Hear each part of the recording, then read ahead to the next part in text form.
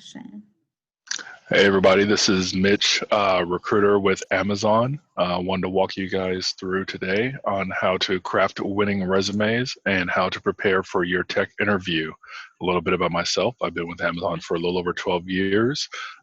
4 years and change of that time has actually been spent in technical hiring. So this is everything from software engineers, front engineers, technical program managers, software development managers, and the like. So I wanted to walk you guys through today on some of the experiences that I've had and methods that I've used to help my candidates be successful in their interviews in hopes that we can help get you guys the best opportunities possible. So a little overview.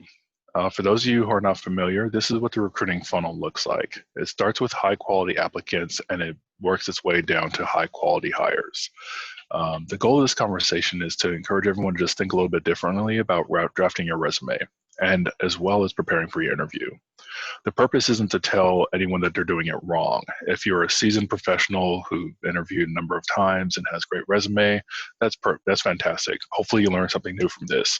If you're a newer to the workforce individual and you're kind of figuring out how to kind of, fit your resume into what companies are looking for today, hopefully you find a little more value out of this. But again, the end game here is just to kind of walk through some best practices as well as just set everyone up for success.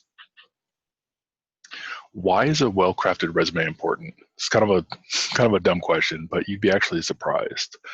Your resume differentiates you from everyone else. Your experience is important, your education is important, your career goals are important, but most importantly, employers are not obligated to hire you just because they have an open rec and they're looking for someone to fill that job doesn't mean that they're entitled or that they're obligated to fill that role with anyone, you or anyone else. So your resume, what that does is that gives you an opportunity to be able to show that you are the right person for this job. Their focus is on hiring the best talent for their needs. Your resume, again, is just going to show you that you are the best talent for their needs. Why is a well-crafted resume important? A poorly crafted resume reads as a cry for help to employers.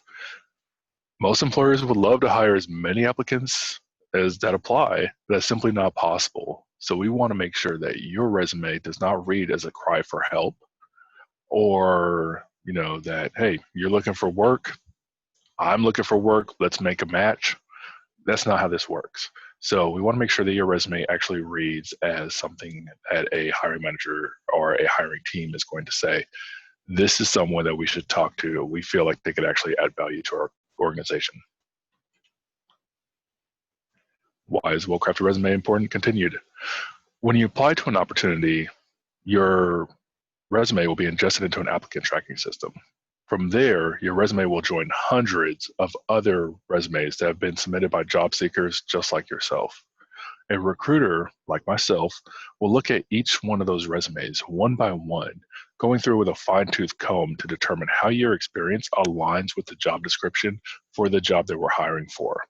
Lastly, once we've determined, being recruiters, have determined that a resume is a good fit, we then share it with hiring teams, these are hiring managers and people of the like, for them to review and make a determination. Is this individual going to be a good fit for my team? And only then would you be reached out to in regards to moving forward with this opportunity.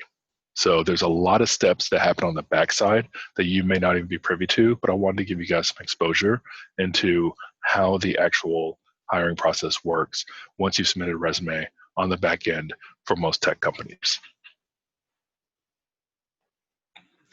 If you were to ask 100 talent acquisition professionals how to craft a winning resume, you're going to receive 100 different answers. That said, these are my answers based on my experience and what I've done here for Amazon. I definitely find that this strategy works best for the talent that I've actually worked with. So first of all, start with the job description you're applying to.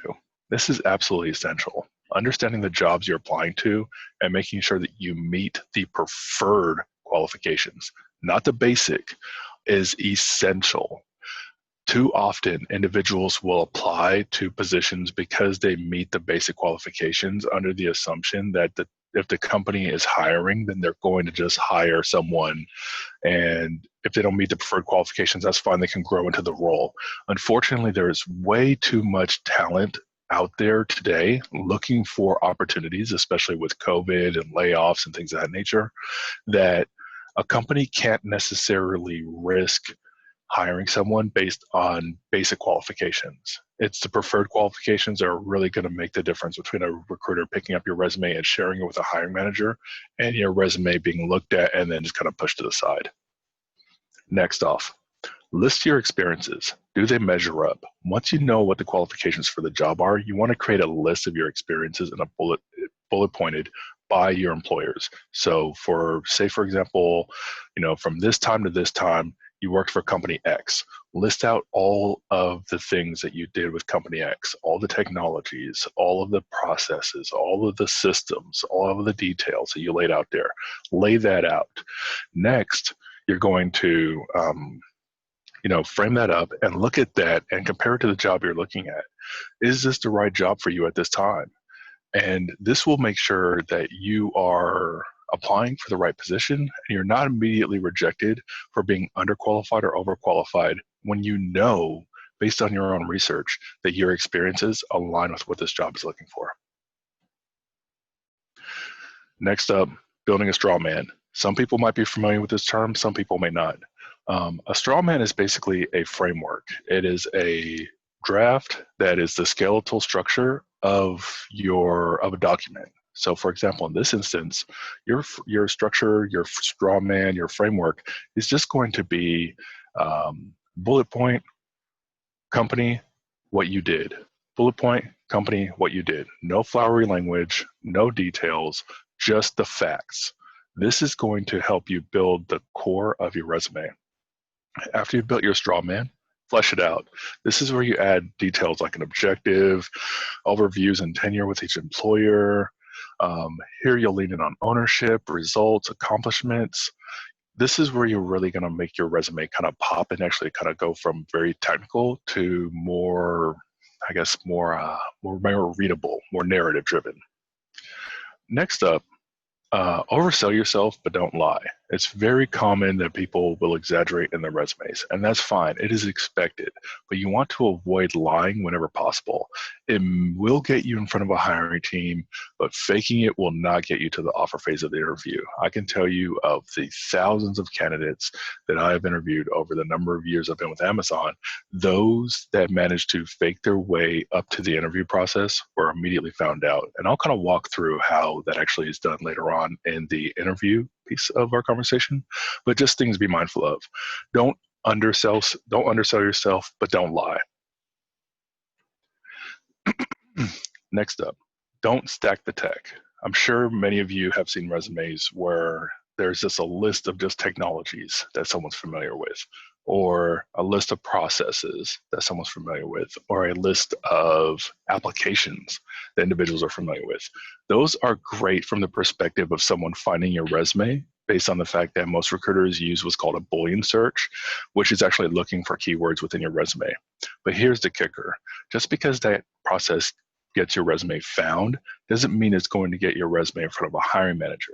Because you've listed out those technologies, but without explaining how you've actually utilized those technologies, that can make the difference between your resume surfacing and your resume actually moving forward. So when you think about the different technologies that you have, the ones that you've got identified in your straw man, what you want to do next is you want to actually describe, bullet pointed, how did you use those different technologies? How did you use React.js? How did you use Java? How did you use Python? How did you use Agile? How did you use these technologies in the work that you did? This will define ownership and give you a higher probability of a callback, because now the recruiter and the hiring manager know that you actually have familiarity with this technology. You're just not saying it, you're demonstrating it. Next up, put the I in team. And this is really controversial, but I think it's particularly important. Far too often, we lean in on we helped participated. We want to share the wealth. We want to sound like a team player. But here's the kicker. When you're working in technology, you really want to make sure that what your accomplishments were are clearly stated in your resume. We're not hiring your team, we're hiring you.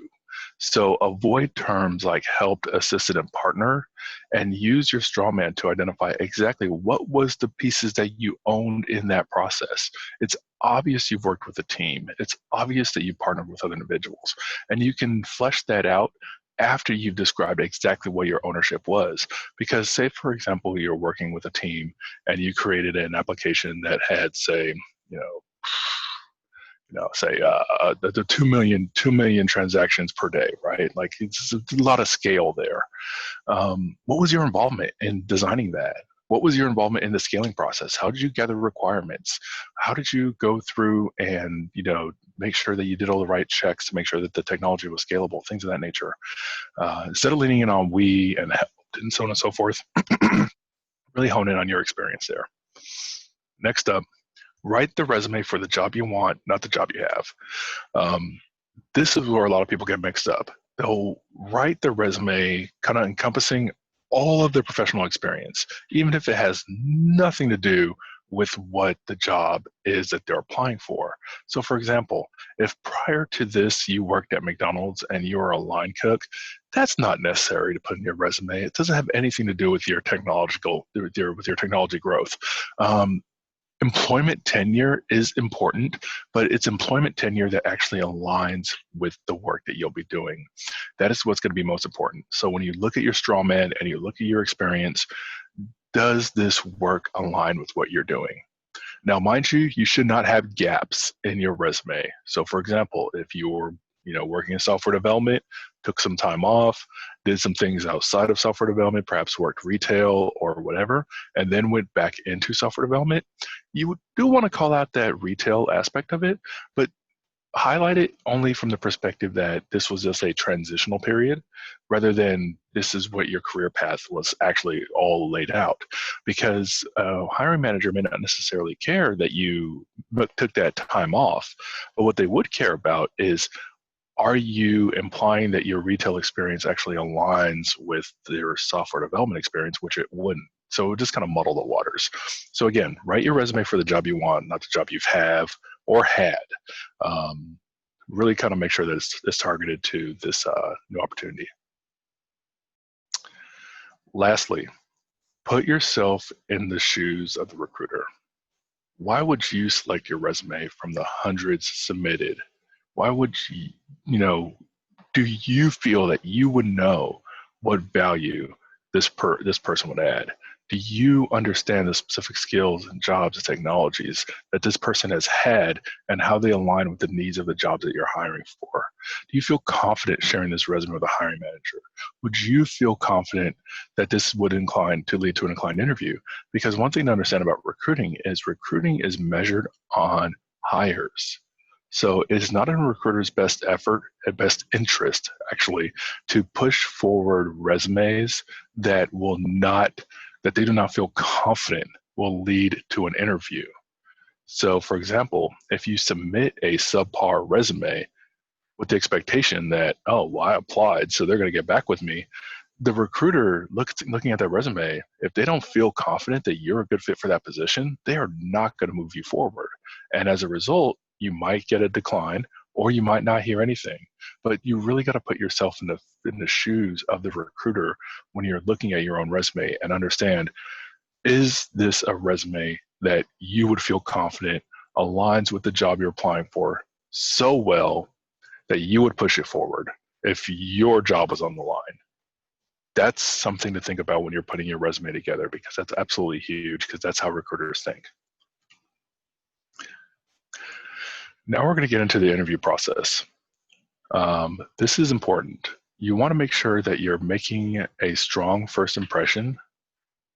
Everyone else is taken, be yourself. Oscar Wilde said that. Once you're face-to-face with the hiring team and you have a clear line of sight on what you're looking for, the confidence will show and it will be infectious. They'll see that you understand this position. You understand this technology.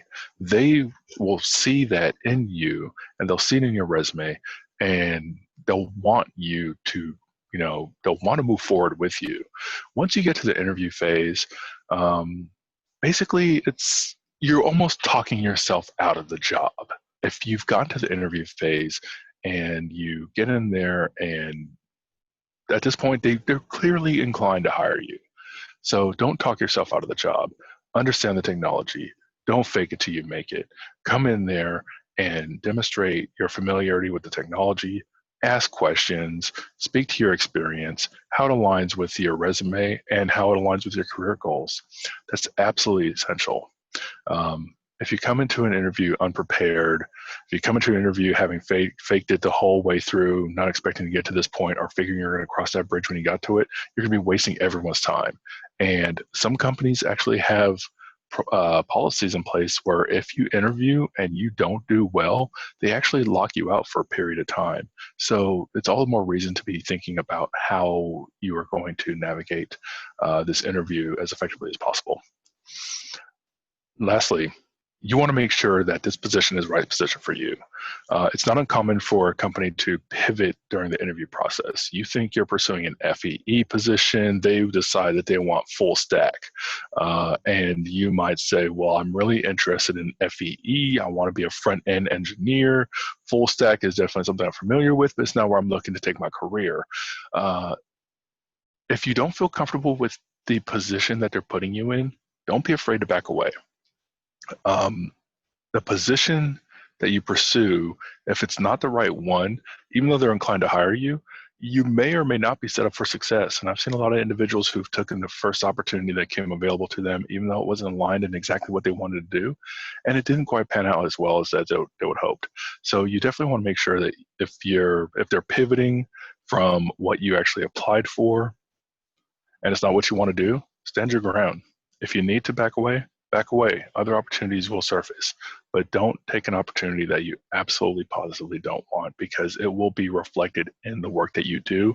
And it's not uncommon for teams to hire people, bait and switch them, and then lay them off in, like, say, 6 months because they just didn't deliver what they were expected. So again, make sure that you're moving in the right position and that you see the right ROI, and be patient so you're pursuing the right opportunity. Lastly, I want to go over the STAR method. The STAR method, most people I'm sure are probably familiar with, but the STAR method is absolutely essential to being being successful in an interview. The STAR method is how you will answer virtually all behavioral and technology questions, and it's pretty simple. You'll have a hiring manager will ask you a question like, tell me about a time where you had a very difficult deadline, and how did you deliver what was expected of you? Situation, basically laying out a time that you had a difficult deadline. You laying out the necessary details. The task was how you navigated that deadline. The action, what steps did you take to meet the need for that action? And then lastly, the result. Not all results have to be positive. Sometimes things don't work out. So you may have had a time where you've had a deadline and you weren't able to meet it. But the result is, did you learn from it? Did you walk away from something that will teach you how to navigate something better in the future? You're going to find these gotcha questions, and you'll be naturally inclined to not necessarily lie, but put your best self forward. A lot of companies really rely on trust, and trust is where they measure trust in these gotcha questions. Tell me about a time you had a difficult manager. How did you navigate that situation? Tell me about a time you had a difficult hiring manager. What is the one thing that you wish you could have done in your current position, but you never had the opportunity to do due to circumstances beyond your control? These are questions that by our very nature, we prefer not to answer, because we know that the answers aren't necessarily going to be polite, I guess, for lack of a better word. But those questions are gotcha questions. And if you stick to the STAR method when you answer those kind of questions, you can navigate those gotcha questions in a way that is going to make you look not only trustworthy, but as a professional.